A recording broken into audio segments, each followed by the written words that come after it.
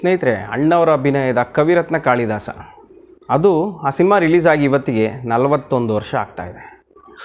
ಈ cinema 1984ರಲ್ಲಿ release ಆಗುತ್ತೆ. ಆ ಟೈಮ್ನಲ್ಲಿ ಅಣ್ಣವರು ಮಾಮೂಲಿ ಸಾಮಾಜಿಕ ಸಿನಿಮಾಗಳಲ್ಲಿ ಹೆಚ್ಚಾಗಿ ಅಭಿನಯವನ್ನು ಮಾಡ್ತಾ ಇರ್ತಾರೆ. ಆ ಸ್ಟೋರಿನ ಪಾರ್ವತಮ್ಮನವ್ರು ಹೇಳ್ತಾರೆ, ನಿಮ್ಮ ವಜ್ರೇಶ್ವರಿ ಸಂಸ್ಥೆಯಲ್ಲಿ ಈ ಸಿನಿಮಾವನ್ನು ಮಾಡಿ ಅಂತ. ಆದರೆ ಪಾರ್ವತಮ್ಮನವರಿಗೆ ಕವಿರತ್ನ ಕಾಳಿದಾಸ ಸಿನಿಮಾವನ್ನು ಅವರ ಸಂಸ್ಥೆಯಲ್ಲಿ ನಿರ್ಮಾಣ ಮಾಡಲಿಕ್ಕೆ ಮನಸ್ಸು ಆಗೋದಿಲ್ಲ. ಯಾಕಂದರೆ ಅದು ಹಲವು ಭಾಷೆಗಳಲ್ಲಿ ಕಾಳಿದಾಸನ ಬಗ್ಗೆ ಸಿನಿಮಾವನ್ನು ತೆಗೆದಿರ್ತಾರೆ, ಆದರೆ ಯಾವುದರಲ್ಲೂ ಕೂಡ ಅಷ್ಟು ಸಕ್ಸಸ್ ಆಗಿರೋದಿಲ್ಲ. ಕನ್ನಡದಲ್ಲೂ ಕೂಡ ಮಹಾಕವಿ ಕಾಳಿದಾಸ ಅಂತೇಳಿ ಸರೋಜಾದೇವಿಯವರು ನಟನೆಯನ್ನು ಮಾಡಿರ್ತಾರೆ. ಪಾರ್ವತಮ್ಮನವರಿಗೆ ಕವಿರತ್ನ ಕಾಳಿದಾಸವನ್ನು ಮಾಡಲಿಕ್ಕೆ ಅವರು ಮನಸ್ಸು ಮಾಡೋದಿಲ್ಲ. ಆಗ ವಿಕ್ರಮ್ ಶ್ರೀನಿವಾಸ್ ಅವರು ನಾನೇ ನಿರ್ಮಾಣ ಮಾಡ್ತೀನಿ, ಅಣ್ಣವರ ಕಾಲ್ ಶೀಟ್ ಕೊಡಿ ಅಂದಾಗ ಆಯಿತು ಅಂತೇಳಿ ಸಂತೋಷವಾಗಿ ಅಣ್ಣವರ ಕಾಲ್ ಶೀಟನ್ನು ವಿಕ್ರಮ್ ಶ್ರೀನಿವಾಸ್ ಅವರಿಗೆ ಪಾರ್ವತಮ್ಮನವ್ರು ಕೊಡ್ತಾರೆ. ಅಲ್ಲಿಂದ ಸಿನಿಮಾದ ಕೆಲಸಗಳು ಶುರುವಾಗುತ್ತೆ. ಅಣ್ಣವರು ಕವಿರತ್ನ ಕಾಳಿದಾಸ ಅನ್ನೋ ಒಂದು ಪೌರಾಣಿಕ ಸಿನಿಮಾದಲ್ಲಿ ಮಾಡ್ತಾ ಇದ್ದಾರೆ ಅನ್ನೋದೇ ಅವಾಗ ದೊಡ್ಡ ಮಟ್ಟದಲ್ಲಿ ಚರ್ಚೆ. ಎಷ್ಟೋ ದಿನಗಳ ನಂತರ ಅಣ್ಣವರು ಇಂತಹ ಒಂದು ಸಿನಿಮಾದಲ್ಲಿ ಮಾಡ್ತಾ ಇದ್ದಾರೆ, ಅದು ಒಬ್ಬ ಮಹಾಕವಿಯ ಬಗ್ಗೆ ಸಿನಿಮಾವನ್ನು ಮಾಡ್ತಾ ಇದ್ದಾರೆ ಅಂದರೆ ಏನೋ ಒಂದು ಅದ್ಭುತ ನಡೆಯುತ್ತೆ ಆ ಸಿನಿಮಾದಲ್ಲಿ ಅಂತೇಳಿ ಅಭಿಮಾನಿಗಳು ನಿರೀಕ್ಷೆಯನ್ನು ಮಾಡ್ತಾರೆ. ಜೊತೆಗೆ ಆ ಸಿನಿಮಾದ ನಾಯಕಿಯಾಗಿ ಜಯಪ್ರದಾ ಅವರು ಆಯ್ಕೆ ಆಗ್ತಾರೆ. ಅವರು ಆ ಕಾಲದ ಬ್ಯೂಟಿ ಕ್ವೀನ್ ಅಂತೇಳಿ ಅವ್ರ ಹೆಸರು ಮಾಡಿರ್ತಾರೆ. ಅವರು ಆ ಸಿನಿಮಾದ ಹೀರೋಯಿನ್ ಆಗ್ತಾರೆ. ಅದಾದಮೇಲೆ ಆ ಸಿನಿಮಾದಲ್ಲಿ ಭೋಜರಾಜನ ಪಾತ್ರ ಬರುತ್ತೆ ನೋಡಿ. ಆ ಪಾತ್ರವನ್ನು ಶ್ರೀನಿವಾಸ ಮೂರ್ತಿಯವರು ಆ ಸಿನಿಮಾದಲ್ಲಿ ಮಾಡಿರೋದು. ಆದರೆ ಆ ಪಾತ್ರಕ್ಕೆ ವಿಷ್ಣುವರ್ಧನ್ ಅವರನ್ನು ಹಾಕಿಕೊಳ್ಳುವ ಪ್ರಯತ್ನ ಕೂಡ ನಡೆದಿತ್ತು. ಆ ಟೈಮ್ನಲ್ಲಿ ರಾಜ್ಕುಮಾರ್ ಮತ್ತು ವಿಷ್ಣುವರ್ಧನ್ ಫ್ಯಾನ್ಸ್ ಕ್ಲಾಶ್ ಬಹಳನೇ ನಡೀತಾ ಇರುತ್ತೆ. ಅದಕ್ಕೆ ಬ್ರೇಕ್ ಹಾಕಬೇಕು ಅನ್ನೋ ಉದ್ದೇಶದಿಂದ ಆ ಸಿನಿಮಾದಲ್ಲಿ ಅಂದರೆ ಭೋಜರಾಜನ ಪಾತ್ರದಲ್ಲಿ ವಿಷ್ಣುವರ್ಧನ್ ಅವರು ನಟನೆ ಮಾಡ್ತಾರೆ ಹೇಳಿ ಆಗ ವದಂತಿ ಹಬ್ಬಿತ್ತಂತೆ. ಅದು ಪಾರ್ವತಮ್ಮನವರು ಅಥವಾ ರಾಜ್ಕುಮಾರ್ ಅವರು ಚರ್ಚೆ ಮಾಡಿದ್ರೋ ಇಲ್ವೋ ಗೊತ್ತಿಲ್ಲ, ಆದರೆ ಆವಾಗ ಪತ್ರಿಕೆಗಳಲ್ಲಿ ಈ ರೀತಿಯ ಒಂದು ವದಂತಿ ಕ್ವಶನ್ ಮಾರ್ಕ್ ಹಾಕ್ಬಿಟ್ಟು ಸುದ್ದಿಗಳು ಬರ್ತಿತ್ತಂತೆ. ಕವಿರತ್ನ ಕಾಳಿದಾಸ ಸಿನಿಮಾದಲ್ಲಿ ಅಣ್ಣವರ ಜೊತೆ ವಿಷ್ಣುವರ್ಧನ್ ಅಭಿನಯ ಅಂತೆಲ್ಲ ಬರ್ತಿತ್ತಂತೆ. ಆದರೆ ಆಗಾಗಲೇ ಅವರು ವಿಷ್ಣುವರ್ಧನ್ ಅವರು ಕೂಡ ನಾಯಕರಾಗಿ ಮಿಂಚ್ತಾ ಇರ್ತಾರೆ, ಯಶಸ್ವಿ ನಾಯಕರಾಗಿ ಹೊರಹೊಮ್ಬಿಟ್ಟಿರ್ತಾರೆ. ಅವ್ರದ್ದೇ ಆದಂಥ ಫ್ಯಾನ್ ಬೇಸ್ ಇರುತ್ತೆ. ಆ ಟೈಮ್ನಲ್ಲಿ ವಿಷ್ಣುವರ್ಧನ್ ಮತ್ತು ಅಣ್ಣವರು ಮಾಡ್ತಾರೆ ಅಂತ ವದಂತಿ ಹಬ್ಬಿರುತ್ತೆ. ಕೆಲವರು ಇಂತಹ ಒಂದು ವದಂತಿಗಳನ್ನು ಹಬ್ಬಿಸ್ತಾರೆ, ಆದರೆ ವಿಷ್ಣುವರ್ಧನ್ ಮತ್ತು ಅಣ್ಣವರು ಆ ಸಿನಿಮಾದಲ್ಲಿ ನಟನೆ ಮಾಡೋದಿಲ್ಲ. ಒಟ್ಟಾಗಿ ಶ್ರೀನಿವಾಸ ಮೂರ್ತಿಯವರು ಭೋಜರಾಜನ ಪಾತ್ರದಲ್ಲಿ ಅಭಿನಯವನ್ನು ಮಾಡ್ತಾರೆ. ಮೊದಲಿಗೆ ಸಿನಿಮಾದ ಹೆಸರನ್ನು ಕವಿರತ್ನ ಕಾಳಿದಾಸ ಅಂತಿರೋದಿಲ್ಲ, ಬೇರೆ ಮಹಾಕವಿ ಕಾಳಿದಾಸನ ಅಥವಾ ಬೇರೆ ಏನೋ ಹೆಸರಿಡಬೇಕು ಅಂತ ಆಗಿರುತ್ತೆ. ಕಡೆಗೆ ಅದೆಲ್ಲ ಚರ್ಚೆ ನಡೆದು ಇದನ್ನು ಕವಿರತ್ನ ಕಾಳಿದಾಸ ಅಂತ ಮಾಡೋಣ ಅಂಥೇಳಿ ಅದು ಕವಿರತ್ನ ಕಾಳಿದಾಸವಾಗಿ ನಿರ್ಮಾಣವಾಗುತ್ತೆ. ಆ ಸಿನಿಮಾದ ಸಂಗೀತ ನಿರ್ದೇಶಕರು ಎಂ ರಂಗರಾವ್, ಅಣ್ಣವರ favourite music director. G K. Venkatesh ನಂತರ ಅಣ್ಣವರ ಸಿನಿಮಾಗಳಿಗೆ ಹೆಚ್ಚಾಗಿ ಎಂ ರಂಗರಾವ್ ಅವರು ಮ್ಯೂಸಿಕನ್ನು ಕೊಡ್ತಾ ಇರ್ತಾರೆ. ಆನಂತರ ಉಪೇಂದ್ರ ಕುಮಾರ್ ಅವರು ಬರ್ತಾರೆ. ಆ ಸಿನಿಮಾಗೆ ಎಂ ರಂಗರಾವ್ ಅವರು ಮ್ಯೂಸಿಕ್ ಡೈರೆಕ್ಟರ್ಗೆ ಆಯ್ಕೆ ಆಗ್ತಾರೆ.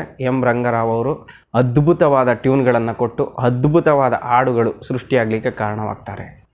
ಮತ್ತು ಆ ಸಿನಿಮಾದಲ್ಲಿ ಬರುವಂಥ ಶ್ಲೋಕಗಳು, ಆ ಶ್ಲೋಕಗಳನ್ನು ರೆಕಾರ್ಡಿಂಗ್ ಮಾಡ್ಕೊಳ್ಳೋದಕ್ಕೆ ಸ್ಟುಡಿಯೋನ 3-4 ದಿನ ಬುಕ್ ಮಾಡ್ಕೊಂಡಿರ್ತಾರಂತೆ. ಯಾಕಂದರೆ ಶ್ಲೋಕಗಳು ಅದು ಭಾಳ ಕೇರ್ಫುಲ್ಲಾಗಿ ಆಡಬೇಕು. ಆ ಹಾಡುಗಳೇನೋ ಆಡ್ಬಿಡ್ಬೋದು, ಆದರೆ ಶ್ಲೋಕಗಳನ್ನು ಬಹಳ ಕೇರ್ಫುಲ್ಲಾಗಿ ಆಡಬೇಕು. ಒಂದು ಸ್ವಲ್ಪ ತಪ್ಪಾದರೂ ಆಭಾಸವಾಗತ್ತೆ ಅನ್ನೋ ಕಾರಣಕ್ಕೆ ಅದಕ್ಕೆ ಲೇಟ್ ಆಗ್ಬೋದು, ನಿಧಾನವಾಗ್ಬೋದು. ಅಣ್ಣವರು ಶ್ಲೋಕಗಳನ್ನ ಆಡಲಿಕ್ಕೆ ಟೇಕ್ಗಳನ್ನ ತಗೋತಾರೆ. ಹೀಗಾಗಿ ಸ್ವಲ್ಪ ದಿನ ಸ್ಟುಡಿಯೋನ ಬುಕ್ ಮಾಡ್ಕೊಳ್ಳೋಣ ಅಂಥೇಳಿ ಸ್ಟುಡಿಯೋ ಬುಕ್ ಮಾಡ್ಕೊಂಡಿರ್ತಾರೆ.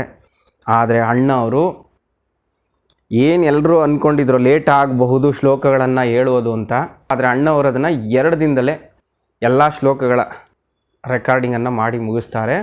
ಪ್ರತಿಯೊಬ್ಬರು ಕೂಡ ಬಾಯಿ ಮೇಲೆ ಬೆರಳಿಟ್ಕೊಂಡ್ಬಿಡ್ತಾರಂತೆ. ಅಣ್ಣವ್ರು ಇಷ್ಟು ಅದ್ಭುತವಾಗಿ ಶ್ಲೋಕಗಳನ್ನು ಇಷ್ಟು ಬೇಗ ಟೇಕ್ಗಳನ್ನು ತಗೊಳ್ಳದೆ ಆಡಿದ್ರಲ್ಲ ಅಂಥೇಳಿ ಆವತ್ತಿನಿಂದನೇ ಆ ಸಿನಿಮಾ ಬಗ್ಗೆ ಮತ್ತಷ್ಟು ಕ್ರೇಜ್ ಕ್ರಿಯೇಟ್ ಆಗುತ್ತೆ. ಅಂದರೆ ಪೇಪರ್ನಲ್ಲಿ ಸುದ್ದಿಯೆಲ್ಲ ಬರುತ್ತೆ, ಶ್ಲೋಕಗಳನ್ನು ಪಟಪಟನೇ ಹೇಳಿದ ಡಾಕ್ಟರ್ ರಾಜ್ಕುಮಾರ್ ಅಂತೇಳಿ ಪೇಪರ್ಗಳಲ್ಲಿ ಸುದ್ದಿ ಆಗತ್ತಂತೆ. ಅದನ್ನು ನೋಡ್ತಿದ್ದಾಗೇ ಅಭಿಮಾನಿಗಳಲ್ಲಿ ಈ ಸಿನಿಮಾ ಬಗ್ಗೆ ಮತ್ತಷ್ಟು ಕುತೂಹಲ ಶುರುವಾಗತ್ತೆ.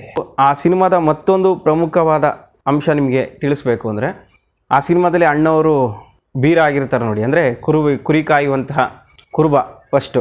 ಆವಾಗ ಅವರು ಅವಿದ್ಯಾವಂತ, ಅವರನ್ನು ನಾಯಕಿ ಮದುವೆ ಆಗ್ತಾರೆ.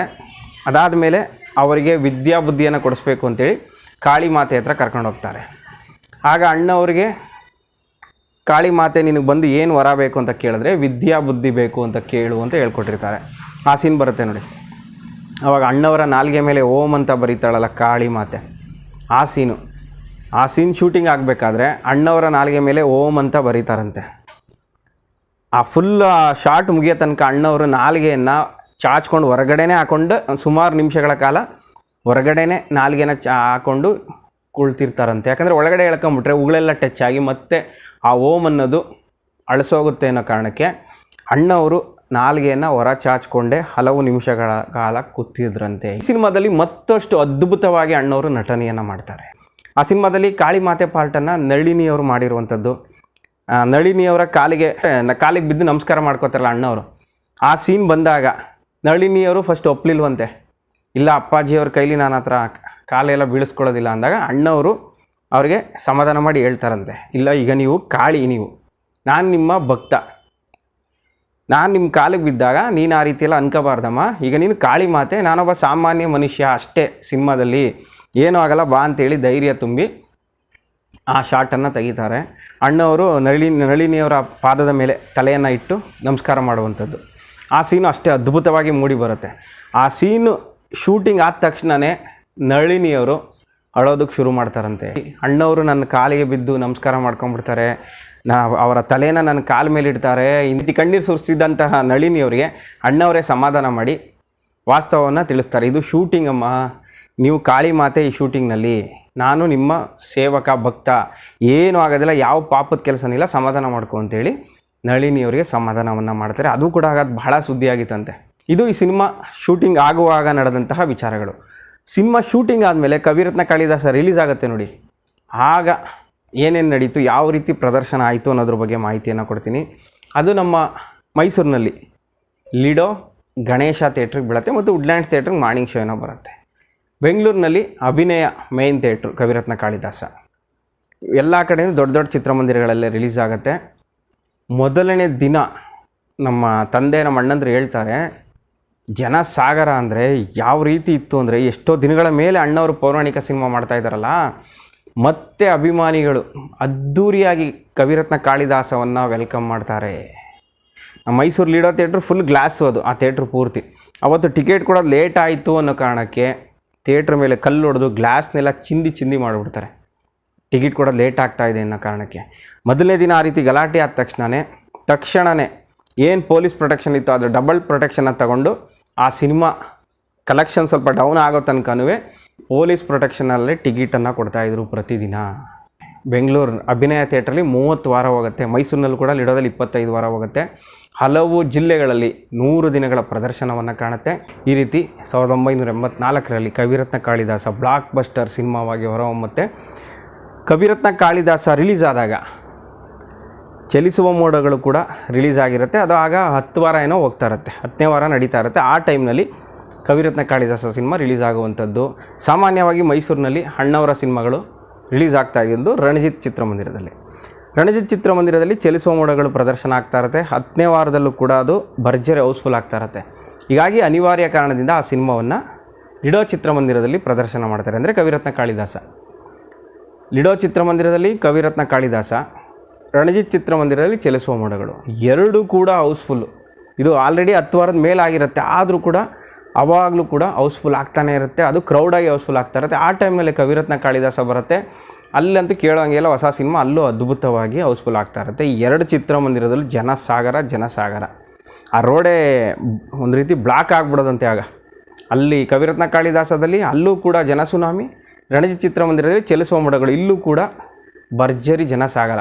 ಹೀಗಾಗಿ ಆ ರೋಡಲ್ಲಿ ಓಡಾಡೋದೇ ಕಷ್ಟವಾಗ್ತಿತ್ತು ಅಂತ ಇವತ್ತಿಗೂ ಎಷ್ಟೋ ಜನ ಅಭಿಮಾನಿಗಳು ನೆನಪು ಮಾಡ್ಕೋತಾರೆ. ಅಣ್ಣವ್ರಿಗೆ ಆ ಸಿನಿಮಾಗೆ ರಾಷ್ಟ್ರ ಪ್ರಶಸ್ತಿ ಬರಬಹುದು ಅಂತ ಕೂಡ ಹಲವರು ಲೆಕ್ಕಾಚಾರವನ್ನು ಹಾಕಿರ್ತಾರೆ.